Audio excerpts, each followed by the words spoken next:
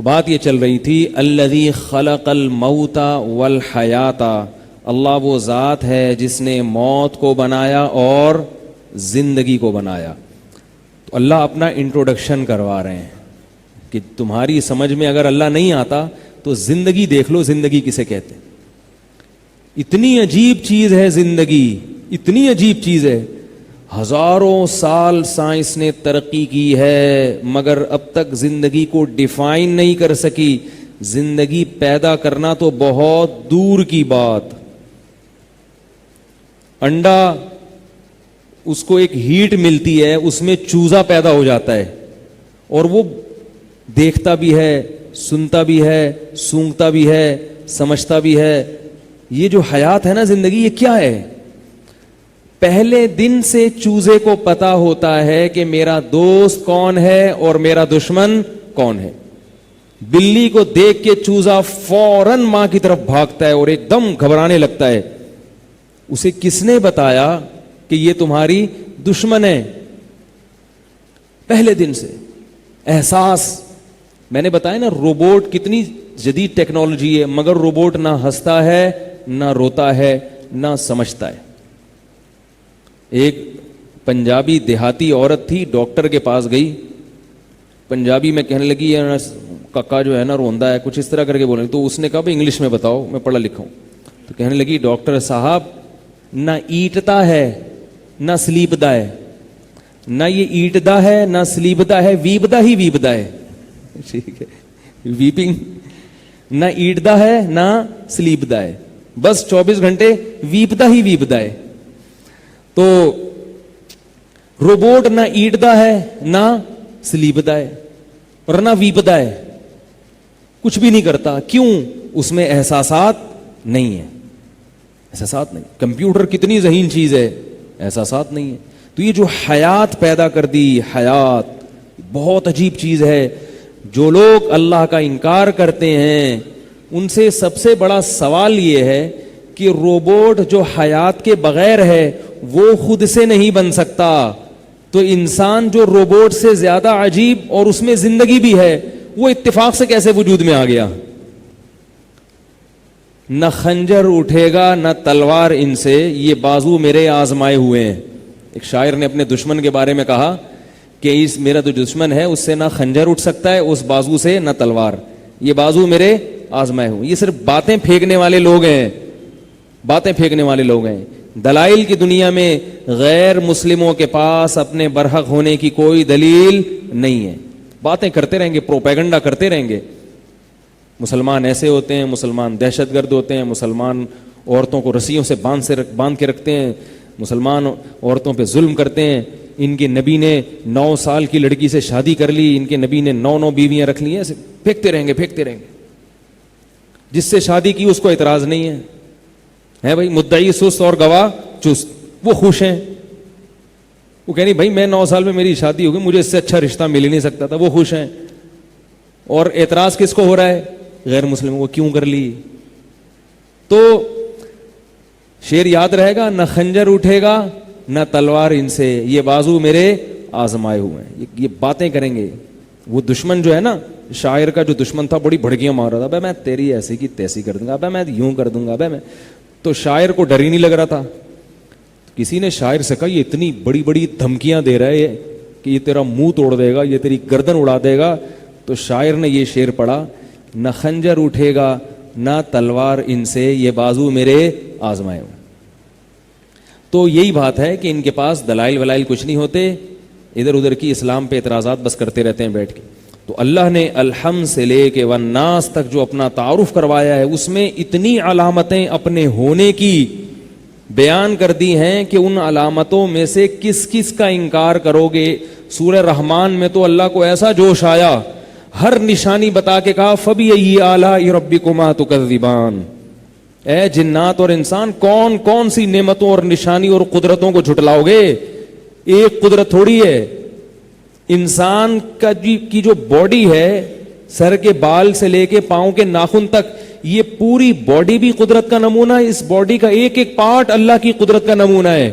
یہ جو ہماری انگلیاں ہیں، جو جوائنٹ ہیں، روبوٹ کے اب تک ایسے جوائنٹ بنا نہیں سکا انسان. یہ جو نقلی ہاتھ بنا ہے نا، نقلی ہاتھ، یہ اتنا ایسے موو نہیں کرتا اب بھی جیسے انسانی ہاتھ. یہ جو جوڑ اللہ نے فکس کیے ہیں. اب دیکھو جو جوائنٹ ہیں یہ ہڈیاں جڑی ہوئی ہیں, کوئی اسکرو ہے, کوئی ایلفی سے جوڑا ہوا ہے ان کو ہے بھائی, کوئی اسکرو سے ٹائٹ کیا ہوا, اسکرو نکل گیا تو ہم میکینک سے لگوا رہے ہیں جا کے, ٹھیک ہے. ایسا عجیب سسٹم, ریڑھ کی ہڈی کے جو مہروں کا سسٹم ہے اتنا پیچیدہ ہے, اس پر کتابیں لکھی گئی ہیں. یہ جو دو مہرے جڑے ہوئے ہوتے ہیں نا ہمارے, اللہ کی بڑی قدرت ہے اس میں. یہ ایسا ہی نہیں ہو گیا اتفاق سے, کبھی ہم یوں بھی دیکھ رہے ہیں, یوں بھی دیکھ رہے ہیں, جھک بھی رہے ہیں, اٹھ بھی رہے ہیں, بھاگ بھی رہے ہیں, ریڑھ کی ہڈی کو کچھ بھی نہیں ہو رہا, ویسے موو کر رہی ہے چاروں طرف. اور کتنے سال تک یہ جوائنٹ سلامت رہتے ہیں. بچہ پیدا ہوا 70-80 سال تک یہ جوائنٹ صحیح رہتے ہیں, پھر بوڑھا ہوتا ہے, جھکنا شروع ہوتا ہے. آج کل جو جلدی جوائنٹ خراب ہوتے ہیں وہ اپنی حماقتوں سے ہوتے ہیں, کولڈ ڈرنک پی پی کے, گٹکے کھا کھا کے, اور معلوم نہیں بیٹھتے صحیح نہیں ہے, کمپیوٹر پہ بیٹھے رہیں گے گھنٹوں گھنٹوں غلط نشست کے ساتھ, تو وہ خراب ہو جاتے ہیں, ورنہ قدرت کی سیٹنگ میں خرابی نہیں ہے. تو اللہ نے الحمد سے لے کے والناس تک اپنا تعارف کروایا کروایا کروایا, اور تعارف کروا کے ادھورا نہیں چھوڑ دیا. یہ نہیں فرمایا کہ بس یہ میرا تعارف ہے, میں ایسا ہوں. تو اچھا اللہ تو ہے بھی, اور تو بہت اپنے بندوں پر احسان کرنے والا بھی ہے, تو بہت طاقتور بھی ہے, تیرا علم بھی کامل. اب کیا کریں ہم بھائی, اب کیا کریں؟ جیسے بعض دفعہ کوئی ہوتا ہے نا, ایک آدمی کوئی شو مار رہے ہوتے ہیں نا اسکولوں میں لڑکے, یار میرے ابا ایس ایچ او ہیں, میرے ابا ڈی ایس پی ہیں, تو کہیں ہوں گے تو میں کیا کروں, مجھے کیوں بتا رہا ہے بھائی. لوگ کہتے ہیں نا بھائی تیرے ابا ڈی ایس پی ہیں, تیرے ابا یہ ہیں, تیرے ابا وہ ہیں. ہمارے اسکول میں ایک کلاس فیلو تھا, وہ اپنے دادا کے فضائل سناتا رہتا تھا بیٹھ کے. میرے دادا اتنے بڑے شکاری تھے, اتنے بڑے شکاری تھے, ابھی بھی ہے, کبھی ملے گا تو آپ کو بیان میں زیارت کرواؤں گا اس. اور اب تک اپنے موقف پر قائم ہے. تو وہ کہتا تھا میرے دادا اتنے بڑے شکاری تھے, اتنے بڑے شکاری تھے. اسکول میں 8ویں کلاس کی بات بتا رہا ہوں, ہم جب 8ویں کلاس میں تھے اس وقت یہ واقعہ سناتا تھا وہ, کہ میرے دادا اتنے بڑے شکاری تھے, انہوں نے لاٹھی سے شیر مارا تھا. پھر وہ واقعہ بھی بتاتا تھا کہ شیر نے ان کے اوپر حملہ کیا, ان کی لمبی لاٹھی تھی, بانس آگے سے نوکیلی تھی, انہوں نے شیر کے منہ کی طرف کر دیا. تو وہ جب شیر نے جمپ لگائی نا, تو وہ لاٹھی ان کے شیر کے منہ میں گھس گئی, اور حلق میں گھس گئی, اور وہ چیر دیا اس نے اور مر گئے. اب آپ کو پتہ ہے اسکول کے طلبہ 1 نمبر کے شرارتی ہوتے ہیں, ان کو تو موقع چاہیے مذاق اڑانے کا. تو پھر ہم ان سے کہتے تھے, جب کسی سے تعارف ہوتا ہم کہتے تھے ان کے دادا نے تنکے سے شیر مارا تھا. ٹھیک ہے, لاٹھی تو بہت بڑی بات ہے. اب بھی وہ ملتا ہے نا, وہ ہمارا کلاس فیلو ہے. میرے بہت سارے کلاس فیلوز مجھ سے مل رہے ہیں آج کل, کیونکہ پہلے تو ویڈیو نہیں آتی تھی نا. 20-20 سال سے بچھڑے ہوئے لڑکے, وہ کہتے ہیں یار آپ تو ہمارے کلاس فیلو تھے. میں کہتا ہوں اللہ کا واسطہ کوئی راز فاش نہیں کرنا بس. ٹھیک ہے, ویسے ہی مزاح کرتا ہوں, الحمدللہ ہمارا کوئی ایسا خفیہ راز نہیں ہے. تو وہ ملنے آتے ہیں کبھی کبھار. تو وہ جو ہے کیا نام ہے, وہ تنکے سے جب بھی ہم ملتا ہے نا, ہم کہتے ہیں کیا آپ کے دادا نے تنکے سے, میں کہہ رہا یار تنکا تو نہیں کہا میں نے یار. تو ہم کہتے ہیں جیسے تنکے سے نہیں ہوتا بھائی, لاٹھی سے بھی نہیں ہوتا. تو لوگ تعریفیں کرتے ہیں. عرب کی عادت تھی جہاں 4 آدمی بیٹھتے اپنے باپ دادا کے قصے شروع کر دیتے. باپ میرے باپ ایسے, عربوں میں یہ بہت تھا. جریر ایک شاعر گزرا ہے, وہ مختلف شعراء کے ساتھ اپنے باپ دادا کے فضائل شیئر کر رہا تھا. شعر و شاعری میں کیا کر رہا تھا, جیسے ایک شاعر نے اپنے باپ دادا کے فضائل بیان کیے. وہ عرب باپ دادا کے اس لیے بیان کرتے تھے کہ جو باپ دادا کی خصوصیات ہیں وہ اولاد میں ٹرانسفر ہوتی ہیں, تو وہ حقیقت میں اپنی فضیلت ہوتی تھی. میرے ابا ایسے, میرے ابا ایسے, اس کا مطلب میں بھی ایسا ہوں گا پھر. تو وہ جو تھے نا, جریر ایک شاعر تھا, ایک دن اس کے گھر میں کوئی ملنے کے لیے آیا, تو اس نے دیکھا کہ ایک بوڑھا آدمی بکری کے تھنوں سے منہ لگا کے دودھ پی رہا ہے. ٹھیک ہے, ڈائریکٹ بکری کے تھنوں سے منہ لگا کے. تو بندے نے پوچھا یار یہ کون ہے, کیا کر رہا ہے؟ انہوں نے کہا یہ میرے والد محترم ہیں, یہ اتنے کنجوس ہیں کہ یہ گلاس میں یا برتن میں اس لیے دودھ نہیں نکال رہے کہ برتن میں جب دودھ نکلے گا تو تھوڑی سی شور کی آواز آئے گی, بچے آ جائیں گے مانگنے کے لیے ابا سے دودھ. بچے بھی انہی کے ہیں, میرے چھوٹے بھائی, وہ آئیں گے دودھ مانگنے کے لیے. تو ابا کیا کر رہے ہیں کہ بچوں کو پتہ نہ چلے, احتیاطاً تھنوں سے منہ لگا کے ڈائریکٹ دودھ پی رہے ہیں. تو جریر نے کہا یہ میرے وہ ابا ہیں کہ کل میں نے ان کی سخاوت بیان کر کے مشاعرہ جیتا ہے. صحیح ہے نا, شاعری میں نے ان کی سخاوت کے قصے سنائے ہیں. اے میرا باپ ایسا سخی, میرا باپ ایسا سخی. تو ایک نے, یعنی شاعر کتنے جھوٹ بولتے ہیں شاعر لوگ, سارے نہیں ہوتے ایسے, کہہ رہے یہ میرے ابا ہیں, اصل میں یہ ایسے ہیں. ٹھیک ہے نا, اصل میں ایسے ہیں. ایک شاعر بیان کر رہا تھا اپنے ابا کی سخاوت کہ میرے ابا جو ہے نا اتنے بڑے آدمی ہیں کہ 24 گھنٹے لوگوں کی گردنیں ان کے سامنے جھکی رہتی ہیں. جو بھی آتا ہے گردن جھکاتا ہے ان کے سامنے, بیٹھا رہتا ہے, اتنے بڑے ہیں. تو ایک آدمی ملنے چلا گیا ہوگا, اس نے دیکھا یار یہ تو اتنے بڑے نہیں. انہوں نے کہا اصل میں نائی ہیں یہ, جو بھی آتا ہے ان کے سامنے گردن جھکا لیتے, اس کے بال کاٹتے ہیں. ٹھیک, یہ نائی ہیں. تو فضائل سناتے ہیں, اللہ اپنا تعارف کروا رہے ہیں قرآن میں کیسے حیات پیدا کرتا ہوں. ہم جو انسانوں کی تعریفیں کرتے ہیں وہ کبھی غلط بھی ہوتی ہیں, کبھی صحیح بھی ہوتی ہیں. اگر صحیح بھی ہوں تو ظاہر ہے وہ محدود ہے نا. اگر کوئی بہادر بھی ہے تو کتنا ہوگا بہادر, اگر کوئی طاقتور بھی ہے تو کتنا ہوگا. اللہ اپنی لامحدود طاقت بیان کرتے ہیں قرآن مجید میں, اپنے لامحدود کمالات بیان کرتے ہیں. اتنی بڑی طاقت کہ فرمایا کہ ان اللہ یمسک السماوات والارض ان تزولا, آسمانوں اور زمین کے نظام کو اکیلا وہ تھامے ہوئے ہے, اکیلا. اتنی بڑی طاقت ہے. اور کمالات کتنے, ایک الگ موضوع ہے. لیکن ان کمالات کو بیان کر کے اللہ چاہتے کیا ہیں؟ فرمایا ہم یہ چاہتے ہیں ففروا الی اللہ, تم سب اللہ کی طرف دوڑو, ریس لگاؤ کہ کون اللہ کا قرب زیادہ حاصل کرتا ہے. ایک دوسرے سے آگے بڑھنے کی کوشش کرو عبادت میں, نیکی میں. ایک آدمی نیکیاں کر رہا ہے تو آپ کی کوشش ہونی چاہیے میری نیکیاں اس سے زیادہ ہو جائیں.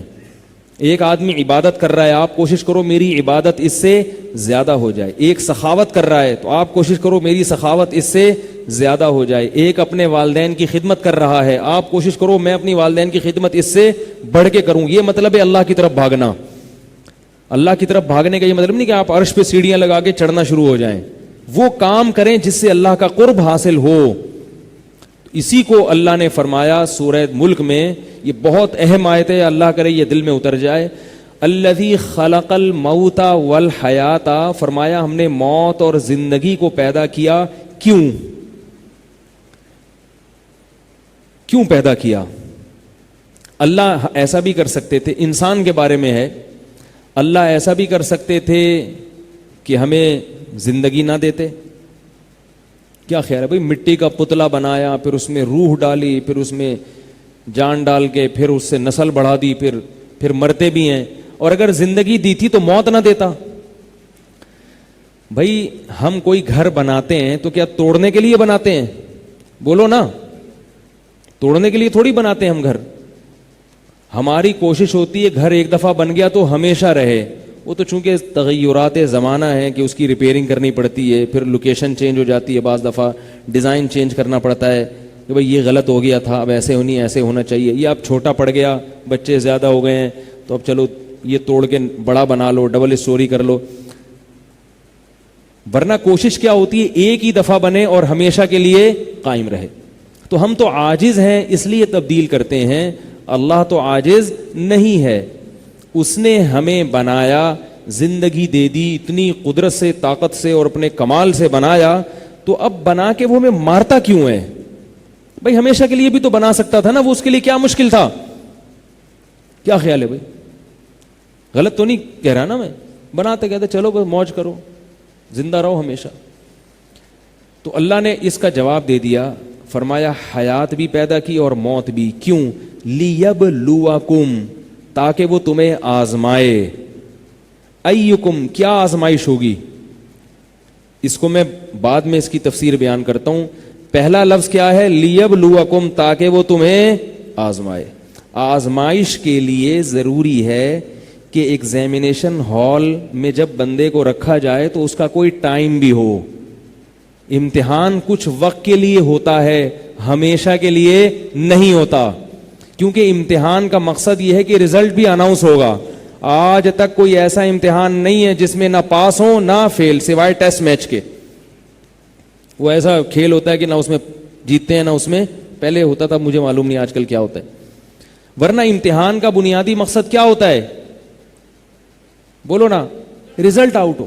تو اس کے لیے ایگزامینیشن ہال کا ایک ٹائم ہوتا ہے, 3 گھنٹے, 2 گھنٹے, 2.5 گھنٹے, 4 گھنٹے, جو بھی آپ کو ایگزامینر نے ٹائم دیا ہے. اگر آپ کو ایگزامینیشن ہال میں بٹھایا جائے, آپ پوچھیں کہ بھائی اس میں کتنا ٹائم کے لیے بیٹھنا ہے, تو آپ کو جواب ملے کہ لا محدود, اب یہیں بیٹھے رہو, تمہاری قبر یہیں بنے گی. تو آپ کہو گے ایسا یہ ایگزامینیشن ہال ہے یا کوئی پھانسی کا عمر قید کی سزا ہے مجھے یہ ہے؟ بھائی یہ تو عمر قید کی سزا ہے, یہ ایگزامینیشن ہال تو نہیں ہے. یہ خود اس کی علامت ہے کہ اللہ نے ہمیں محدود وقت کے لیے بھیجا ہے, اور اتنا خوبصورت بنایا اللہ نے انسان کو, اور اتنی قدرت کا شاہکار بنایا.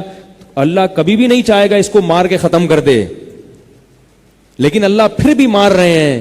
کیوں؟ اللہ فرماتے ہیں ہم نے موت اس لیے رکھی ہے تاکہ ہم تمہیں آزمائیں, اس لیے اس جہاں سے تم نے نکلنا ہے, یہاں سے ٹرانسفر ہونا ہے, منتقل ہونا ہے, یہ اصل نہیں ہے.